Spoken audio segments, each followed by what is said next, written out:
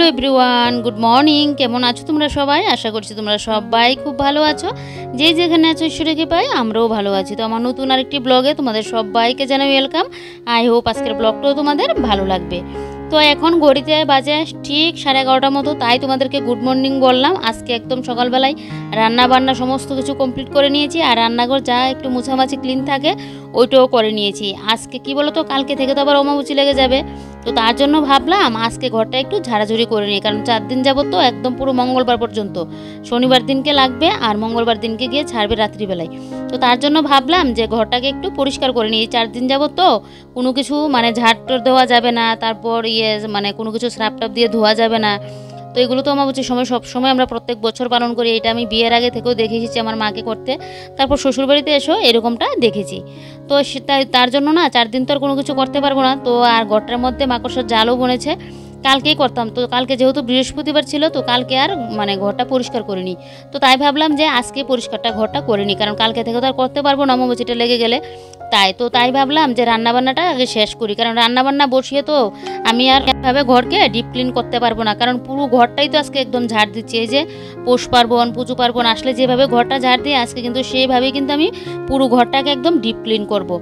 তো তার জন্য এটা তো রান্না বসিয়ে সম্ভব না, কারণ পুরো ঘর যেহেতু ডিপ ক্লিন করবো। তো তাই আগে রান্নাবান্না ঝামেলাটা শেষ করলাম, তারপর একদম মধ্যপ্রদেশকে একদম ফুল করে চলে আসলাম, পেট ভর্তি করে। এদিকে বরকে খাইয়ে দোকানে পাঠিয়ে তারপরে কিন্তু আমি এসে ঘর ক্লিনের কাজে লাগলাম। ডিপ ক্লিন করলে না অনেক সময় মাসে 2 মাসে করি, আর এই যে পুজো পার্বণ আসলে বা আমার যে মাসের ডিপ ক্লিনটা ওই তখনের মতো কিন্তু আজকের ঘরটা ক্লিন করছি। কিন্তু ঘরটা ওই যে আলগোনাগুলো ফেলে দিয়ে তারপর মাকড়সার জালগুলো, ওগুলো তো আর সপ্তাহে ডিপ ক্লিনে থাকে না, কারণ এগুলো আমি যখন দেখি তখনই ফেলে দিই। অনেক সময় সপ্তাহে ডিপ ক্লিনে মাসের ডিপ ক্লিনে করি। তো আজকে তো পুরোটাই একসাথে করছি। অনেক সময় তো কী বলো, সপ্তাহে ডিপ ক্লিনে যদি মাকড়সার জালটা ফেলে দিই না, তাহলে মাসের ডিপ ক্লিনটা তার হয় না। কিন্তু আজকে তো একসাথে করছি, তো আর কদিন যাবত আমার এই যে মাকড়সার জালগুলো আর ফেলা হচ্ছে না। তো তাই জন্য একসাথে পড়ে গেল। আর যেহেতু 4 দিন করতে পারবো না, তো তাই জন্য না একদম পুরো আজকে আমার সময়টাও বেশি লাগবে। তাই জন্য বুদ্ধি খাটিয়ে রান্নার কাজটা শেষ করে নিয়েছি। যাই হোক, দেখলেই এই সাইডের পুরো জায়গাটা ঝাড় দিয়ে নিয়েছি, বিছানার সাইডের। তারপরে এই জায়গাটা মুছেও নিয়েছি, এদিকে জানলাটাও মুছে নিয়েছি। নিয়ে নিচে যে গরু পড়লো, তো এগুলো একটু ফেলে দিয়েছি। ওই যে আমার একটা মতো নিয়েছি, সুতির কাপড়ের মতো নিয়েছি, গেঞ্জির মতো, ওইটা দিয়ে কিন্তু আমি ঝেড়ে ফেলে দিয়েছি। দিয়ে এবারে দেখো কাঁথাগুলোকে একবার জায়গা মতো রাখছি। ঘর তো উপর দিয়ে ঝাড় দিয়ে নিলাম, কিন্তু সাইড ফাইডের টিনগুলো তো মুছতে লাগবে। আর এদিকে খাটের মাথার চূড়াটাও মুছে নিচ্ছি, কারণ ধুলোবালি তো এগুলোর উপরে পড়বেই। প্রত্যেক দিন ঝাড় দিলে তো জিনিসপত্রের উপরে পড়ে, তারপর উপরে যে ধুলোবালি টিন ফিনের মধ্যে থাকে ওইগুলো তো ঝাড় দিয়েছি, তো সেগুলো তো এসে আবার এই জিনিসগুলোর মধ্যে পড়ছে। তাই এগুলো মুছে নিয়েছি। আর এদিকে উপরে দেখলে পাখাটাও মুছে নিলাম। বললাম না আজকে পুরো একদম ঘর ডিপ ক্লিন করব। তো এবারে দেখো বিছানাটাকে ঝাড় দিয়ে নিয়েছি, ঝাড় দিয়ে নিয়ে এবারে এই সাইডটাকে ঝাড় দিয়ে নিচ্ছি। আর টিভির পেছনটাই না আমার একটা জানলা আছে, এই যে দেখো। তো জানলাটা খুলতে পারি না, যেহেতু আমাদের ঠাকুর গড়াবার ওইখানটায়, তো ঠাকুরের সিংহাসন থাকাতে না জানলাটা খুলতে পারি না। জানলাটা খুলেও কী করবো, ওইটা তো ঠাকুর গড়ে, তো ওইদিকে খুললেও আমার কোনো আর আলো বাতাস আর কোনো কিছু আসবে না, সে তো এখানটায় গড়ে। তো তাই জন্য এটা খুলিও না। তো এভাবে পর্দাটা দিয়েই রাখি। তো এই সাইডটা ঝাড় দিয়ে নিলাম, নিয়ে এবারে দেখো এই সাইডটাকেও এখন ঝাড় দিয়ে নিচ্ছি। তো মশারিটা খুলে এখানে রাখলাম, মশারিটাকে আবার ওইখানটায় নিয়ে ঝাড় দিয়ে গিয়ে রাখতে লাগবে। তো এদিকে দেখো এই ঝাড়ুনিটা হওয়াতে না আমার খুব সুবিধা হয়েছে। এটা কিন্তু অনেক দিন হয়েছে, অনেক বছর হয়েছে। তোমাদের দাদাভাই যে নিয়ে আসলো, আগে একটা ছিল তো ওইটা ভেঙে গেল, তারপর এটা নিয়ে আসলো। এটাও কিন্তু অনেক দিন হয়ে গেল। এটা দিয়ে না টিনগুলো পরিষ্কার করতে খুব সুবিধা হয়। অনেকগুলো তো গুল থাকে, ওইগুলো দিয়ে না টিনগুলো পরিষ্কার করতে আবার গিয়ে কষ্ট হয়, ভালো করে পরিষ্কার করা যায় না। তো এটা দিয়ে না খুব ভালো করে পরিষ্কার করা যায়। তো এদিকে দেখো পুরো ঘর কিন্তু ঝাড় দিয়ে নিয়েছি। এদিকে তো আমার এই যে এখন মুছামাছির রয়েছে, ডাস্টিংয়ের কাজটা, তো এটা এখন করছি। দরজাটা তো আগে মুছে নিলাম, নিয়ে এদিকে দেখো এই সাইডের টিনটাও মুছলাম। মুছে এবারে এই যে এই সাইডের টিনগুলো মুছছি। তো এখন না শান্তি মতো কিন্তু আমি কাজটা করতে পারছি, কারণ এই যে রান্নাটা যদি বসিয়ে আসতাম না, দেখতে কতবার যে আমার রান্নাঘরে যেতে লাগতো। তো এটা পারি যখন শুধু একটু ডাস্টিংটা করি আর একটু ঘর গুছানোর কাজটা থাকে, তো তখন গিয়ে আমি কিন্তু রান্না বসিয়ে কাজগুলো করি। তো যেহেতু আজকে পুরো ডিপ ক্লিন করছি, তো তাই জন্য আমার সময়টাও বেশি লাগবে। তাই রান্নাবান্নার কাজটা যেদিকে শেষ করে আসলাম না, খুব ভালো হয়েছে জানো তো। তো এবারে দেখো সোফার কাভারের সমস্ত কিছু তুলে নিয়েছি।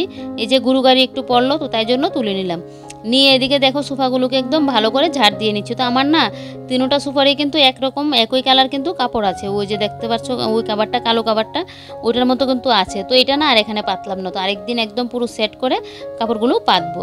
তো এটাই পেতে রাখলাম। আর মানে সবসময় যে তোলাও হয় না, ওই যখন আবার এগুলোকে ধুয়ে দেবো না তখন ওইটাও বের করে একসাথে কাপড়গুলো পেতে নেব, তাহলে দেখতেও ভালো লাগবে, সবগুলো একরকম থাকবে। তাই তো তিনোটা সোফা যদি আমি এক সাইডে রাখতে পারতাম তাহলে আবার মানে আমার খুব ভালো লাগতো, মনে হচ্ছে গোটা তিনোটা সোফা যদি একসাথে থাকতো আর সামনে টেবিলটা থাকতো তাহলে ভালো লাগতো দেখতে। কিন্তু কি বলো তো, ঘরের ইয়ের কারণে, জিনিসপত্রের কারণে না ঠিকঠাকভাবে রাখাও যায় না। এই যে সোফাটা যদি একটা এখানে আনি, গডরেজটা আমি কোথায় নিয়ে রাখবো? গডরেজ রাখার আমার আবার জায়গা নেই। তার জন্য না মন চাইলো যে নিজের ঘরটাকে একটু ইয়ে করে গুছাবো, সেটা আর হয় না। তারপরেও যতটুকুই হয়েছে আমি আমার নিজের মতো করে কিন্তু ঘরটাকে গুছিয়ে রাখি। হয়তো বাইরে থেকে দেখতে এরকম টিনের বেড়াচাটি দেওয়া, তারপরেও দেখবে ঘর দেখতে যেরকমই হোক না কেন, ভাঙাচোরা হোক, মাটির ঘর হোক, আর এটা দুতলা বাড়ি হোক, নিজের মনের মতো করে যদি সাজিয়ে গুছিয়ে রাখো না, সেটাই কিন্তু রাজপ্রাসাদ হয়ে ওঠে।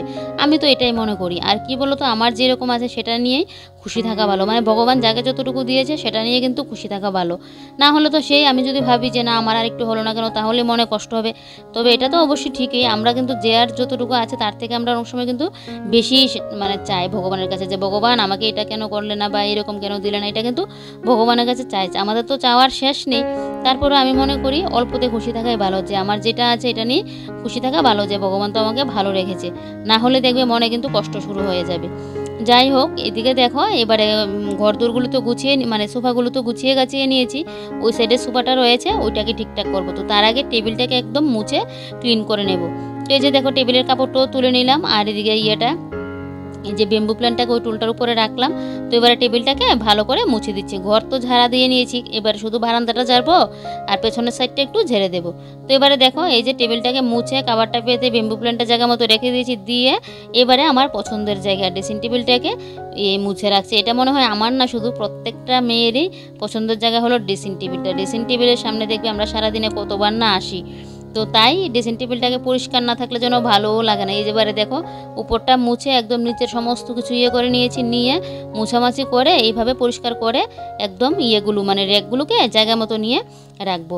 তো কাপড়টাও পেতে নেবো এখন। এই যে আর কাপড়টাকে না আমি একদম সাইজ করে কিন্তু কেটে নিয়েছি। তো আগে পেপার দেওয়া ছিল, পেপারটাকে এভাবে সাইড করে কেটে নিয়েছি। তো এখন এই কাপড়টাকে সাইড করে কেটে রাখলাম, কারণ ঝুলে যদি পড়ে থাকে সেটা আবার দেখতে বিশ্রী লাগবে। আর এই যে দেখো এই র্যাকের মধ্যে আমার একটা মুখের সিরাম, তারপর একটা মানে অলিভ অয়েল, তারপর চুলের সিরাম, তারপর একটা বাটির মধ্যে আমার গাডা, তারপর সোন, কি কয়েকটা ওষুধ, আরও কী রয়েছে।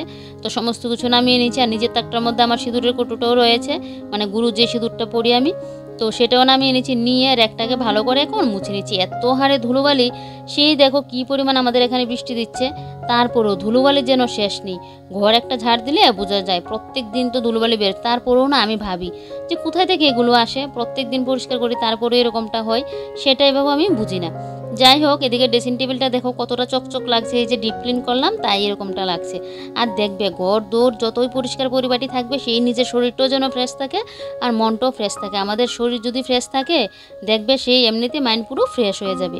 তো এদিকে দেখো এই যে এবার এদিকের মডুলার ডয়ারটাও মুছে টুছে নিয়েছি, নিয়ে মডুলার ডয়ারের উপরে কাপড়টা দিয়ে দিলাম, দিয়ে এখন এই যে ওই যে একটা ফুলদানি আনলাম উদয়পুর থেকে, তো এইটা এখন রেখে দেব। এই যে দেখো এর কাপড়টা দিয়ে এই যে ফুলদানিটাকে জায়গা মতো রেখে দিলাম, দিয়ে এখন মডুলার ডয়ারটাকে জায়গা মতো রেখে দেবো। তবে মডুলার ডয়ারের পেছনের টিনগুলো কিন্তু আমার মোছা হয়নি, তো এগুলো একটু মুছে দিতে লাগবে। তো এগুলো আগে মুছে নেব, নিয়ে কিন্তু এগুলোকে করবো। এই যে দেখো এই সাইডে টিনগুলোকে একটু মুছে দিচ্ছি, দিয়ে মডুলার ডয়ারটাকে জায়গা মতো রেখে চলে আসলাম এখন এই সাইডে। তো এদিকে এই যে মিটচিপটাকেও ভালো করে করবো আজকে, যেহেতু এই যে পুরো মানে উপরের ইয়েগুলো ফেললাম, তাই জন্য এরকমটা না গুরু গাড়ি পড়েছে। আর বললাম না তোমাদের কদিন ধরে না এই আলগোনাগুলো আর ফেলা হচ্ছে না। দিনের বেলাতে না এগুলো দেখাও যায় না, রাত্রেবেলা হলেই যেন এগুলো চোখে পড়ে। তো সেই কালকে তাই জন্য মানে বলেছিলাম যে কালকেই করব, কালকে বৃহস্পতিবার জন্য এটা আর করা হয়নি, তাই আমাকে আজকেই করতে হচ্ছে এটা। যাই হোক, এদিকের ওই মানে সোফা বলো, ড্রেসিং টেবিল বলো, মডুলার ডয়ার, ওইগুলো তো পরিষ্কার হয়ে গেছে, বিছানাপত্র ঠিকঠাক হয়েছে। এখন হাতে গোনা আর কয়েকটা জিনিস আছে, এগুলো পরিষ্কার করে নিলে বেশ। তো এদিকে দেখো এবারে মিটচিপের উপরে যা যা আমার জিনিসপত্র ছিল সমস্ত কিছু কিন্তু একটা একটা করে আমি এখন মুছে মাছে রাখবো, কারণ ধুলোবালি তো এগুলোর উপরে পড়েছে তাই। আর ওই যে লাল কালারের মতো কাঁচিটা দেখতে পাচ্ছ, এটা দিয়ে জানো তো আমি আগে কিন্তু চুল কেটে দিতাম আমার কাকি শাশুড়িকে, তারপর আমার কাকি শাশুড়ি মানে যাকে, তো ওদেরকে কিন্তু চুল কেটে দিতাম। তার এটা না, এই কাঁচিটা না একদম পুরো আমার মাঝখান দিয়ে ভেঙে গেল। তো তার জন্য না এখন কাজ করতে গেলেও আমার অসুবিধা হয়, এখন এটাকে ফুল গাছে টান মানে ইয়েটিয়ে কাটি।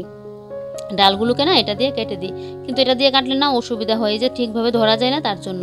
আর এদিকে দেখো আমাদের ফটো ফ্রেমটাকে একদম মুছে এই জায়গাটার মতো রাখলাম, রেখে আর চার্জ লাইটটা তো এখানেই থাকে। এদিকে আমার গাছের মধ্যে স্প্রে করি, স্প্রের বোতলটা এখানে রয়েছে, একটা গোলাপ জলের বোতল রয়েছে, কুলিনের বোতল রয়েছে, এগুলো এখানেই থাকে। আর আমার তো মাটির মিনি ব্যাগটা আছে। তারপর এদিকে দেখো এবার আমাদের যে স্ট্যান্ড ফ্যানটা ওইটাকে ভালো করে একদম মুছে নিচ্ছি। আমার মনে হয় জানো তো শীতকাল না কমই থাকে, গরমকালটাই যেন বেশি থাকে। এই কাজগুলো করছি তো সেই যে কি পরিমাণে গরম। আর আজকে তো বৃষ্টি নেই, সকাল থেকে কালকে পর্যন্ত বৃষ্টি হয়েছে, আর আজকে রোদও দিয়েছে পুরো ফুরফুরে। সেই যে কি পরিমাণে গরম, দুদিন যাবৎ কাপড় ধুয়েছি, মানে কালকেও ধুয়েছি, আজকে সকালে কিছুটা ছিল ওগুলোও ধুয়ে দিয়েছি। তো আমার এখন মানে ওই যে অমাবস্যার জন্য এগুলো ধোয়া হয়েছে, কারণ 2-3 দিন যাবত তো ধুতে পারবো না। তাই তোমাদের দাদাভাইকে বলে দিলাম যে এখন কিন্তু 2-3 দিন যাবত আর আমি কাপড় চোপড় ধুবো না। কাপড় চোপড় তো ধুতে পারবো বলতে ওই যে স্রাপ টাপ দিয়ে ধোয়া ওটা তো মানে করতে পারবো না। তো তাই জন্য না 2 দিনের কাপড় একদম ভালো করে ধুয়ে নিয়েছি, কারণ এই 4 দিন যাবত যেহেতু ধুবো না। এই 4 দিন তো সকাল সকাল উঠে স্নান টান করে এসে পুজো টুজো দিয়ে নেব, মানে একদম সকাল সকাল দেখবে সব মহিলারাই কিন্তু অমাবস্যার সময় স্নানটা করে এসে সকাল সকাল পুজো টুজো দেয়। আমার না এটা খুব ভালো লাগে করতে, জানো তো। ওই যে একটা হাড় কাঁপানো গরম দেবে, সেটা দেখবে সকালবেলা স্নান করে এসে যখন এই যে মানে স্নান টান শেষ করে এসে পুজো টুজো দিয়ে রান্না বান্না করব, তারপর যে সারাটা দিন কি পরিমাণে গরমটা লাগে। সে তখন যদি বৃষ্টিটা সারাদিন মানে লাগিয়ে থাকতো তখন কিন্তু ভালো ছিল, তাহলে বৃষ্টিটা থাকলে সারাদিন লাগিয়ে অতটা গরম এরিয়াটা বোঝা যায় না। না হলে তো এত রোদ দেয় যে গরমে মনে হয় মানে বাঁচবো না, এরকমটা মনে হয়। যাই হোক, তারপরেও এই যে অমাবস্যার নিয়মটা, তারপর 3 দিনে সিঁদুর খেলা হয়, সিঁদুর দেওয়া হয় সবাইকে, এতটা আমার ভালো লাগে কি আর বলি এই নিয়মটা। যাই হোক, এদিকে দেখো এবারে মিটচিপটা সুকেশটাকে মুছে নিচ্ছি। তো টিভিটা তো মুছে নিলাম, নিয়ে এই সাইডের উপরের জায়গাটা মুছে নিয়েছি, নিয়ে ওই সাইডের যে ফুলদানিটা ওইটাও মুছে নিলাম। তারপর এদিকে দেখো পর্দাটাকে একদম ঠিকঠাক করে দিয়েছি, এই যে দেখো। তো টিভিটাকে একটু সাইড করতে লাগবে, কারণ কেন বলতো ওই যে টিভির নিচটা দিয়ে না পর্দাটা একদম এই সাইড মানে ঠিকঠাকভাবে যেন হচ্ছে না। তো পর্দাটা ঠিক করে এদিকে দেখো আমার সুকেশের নিচটাকে একদম ভালো করে মুছে দিচ্ছি।